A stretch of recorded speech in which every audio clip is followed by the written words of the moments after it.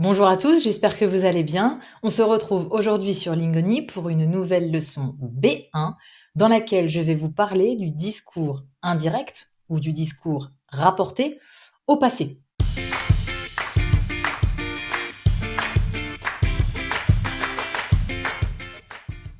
Dans cette leçon, j'essaierai d'utiliser un maximum des verbes introducteurs que nous avons déjà vus dans la première partie de cette leçon, c'est-à-dire le discours indirect ou le discours rapporté, mais au présent.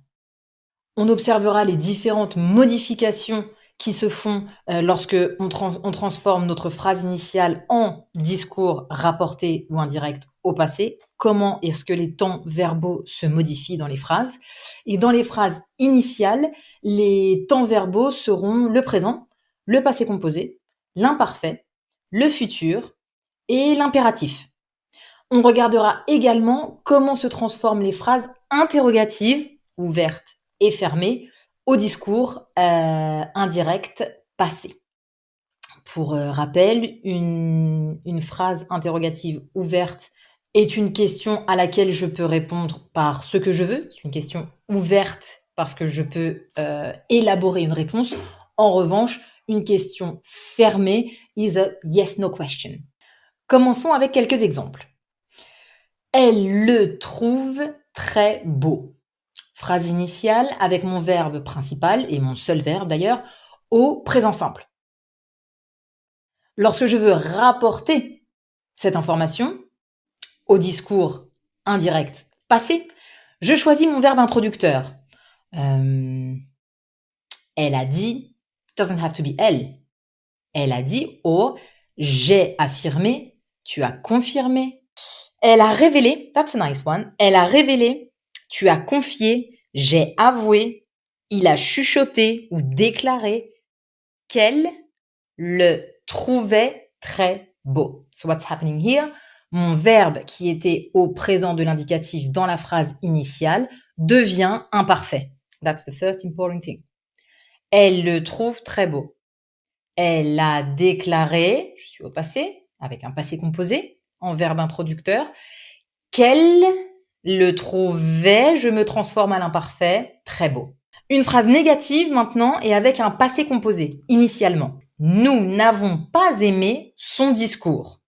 Tu as répondu, elle a raconté, nous nous sommes exclamés que, in that case, QU apostrophe, qu'il n'avait pas aimé son discours. Donc d'un point de vue de la conjugaison, mon passé composé devient plus que parfait. Nous n'avons pas aimé, ils ont dit, ou nous avons raconté qu'ils n'avaient pas aimé son discours. Sorry, it's because I was thinking, if I say nous, like I'm telling what I told, like we said that we didn't like the speech, then I can totally say nous sommes exclamés que nous n'avions pas aimé le discours. Yeah? And if it's someone else saying, oh, see what they've just said, like nous n'avons pas aimé le discours, but I'm someone else, and I say, ils ont dit qu'ils n'avaient pas aimé le discours. What I mean by that is that when I transform the sentence, for some reason, I wrote in my examples, nous n'avons pas aimé son discours. And when I transform, I said, ils ont dit qu'ils n'avaient pas aimé le discours. It works perfectly. But we can keep the nous even in the reported speech in that case. I hope that makes sense. Là, sympa, dans une phrase qui est à l'imparfait, dans la phrase initiale, on gardera l'imparfait au discours indirect rapporté. Very nice. An example could be Julien portait un pantalon noir. Vous avez confirmé, il a dit, elle a expliqué que Julien ou qu'il portait un pantalon noir. Nice one. L'imparfait est très sympa. Le futur se transforme. Example, Marie n'ira pas au ciné avec lui. Marie n'ira pas au ciné avec lui. Marie a dit, Marie a confirmé, a déclaré, elle a avoué qu'elle n'irait pas au cinéma avec lui. Conditionnel. Ira, irait. Que se passe-t-il avec l'impératif? Exemple d'impératif. Tais-toi. Asseyez-vous. Ouvre ton livre. Une injonction, un ordre, un impératif.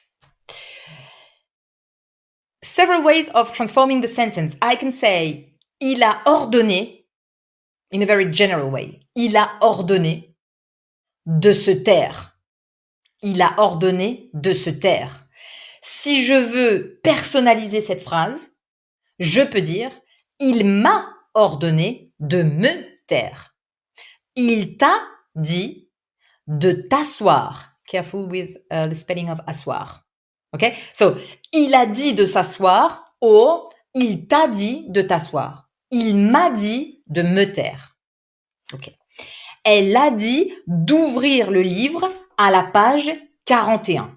Or, elle m'a dit d'ouvrir le livre à la page 41. So what's happening here? Je mets mon verbe introducteur, j'ajoute la préposition de et un infinitif. Tais-toi, il m'a dit de me taire. Infinitif.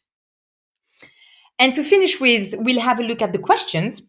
Question ouverte dans laquelle je peux élaborer une réponse. Question fermée à laquelle je ne peux répondre que par oui ou non. Au resto, on peut poser la question « Tu prends quoi ? Qu'est-ce que tu prends ?» Quand je reporte cette question, I could say for example, ma mère m'a demandé ce que je prenais. Alors, in terms of conjugaison, mon présent devient imparfait, ça c'est normal, mais dans la structure, ce qui est important, c'est le ce que. Tu prends quoi ? Qu'est-ce que tu prends ? Ma mère m'a demandé ce que je prenais.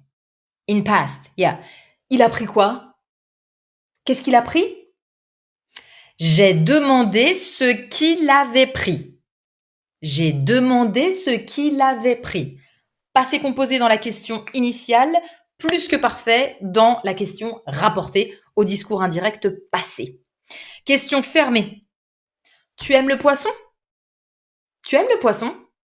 Je t'ai demandé si tu aimais le poisson. Question fermée, now I need a si. Question ouverte, I need ce que. Tu aimes le poisson ? Je t'ai demandé, il m'a demandé si tu aimais ou j'aimais le poisson. Il avait faim ? J'ai demandé si il avait faim. Vous avez compris ? Je vous ai demandé si vous aviez compris. That's all for me today. So I really hope that this lesson was useful and cleared some doubts. That would be nice. If not, please write some comments, let me know, ask some questions, write some examples, tell me what was wrong or what you didn't understand or what you would like to see again. Maybe at some point we could do a live stream on this topic. That would be really interesting. And of course, for some extra practice, you can check lingoni.com where you'll find a lot of additional exclusive videos, PDF worksheets, super nice podcasts, and interactive exercises. So you'll be able to improve your reading, your writing, your listening, and even your pronunciation. So thank you very much for following us again today, and I see you very soon for a new lesson. À bientôt!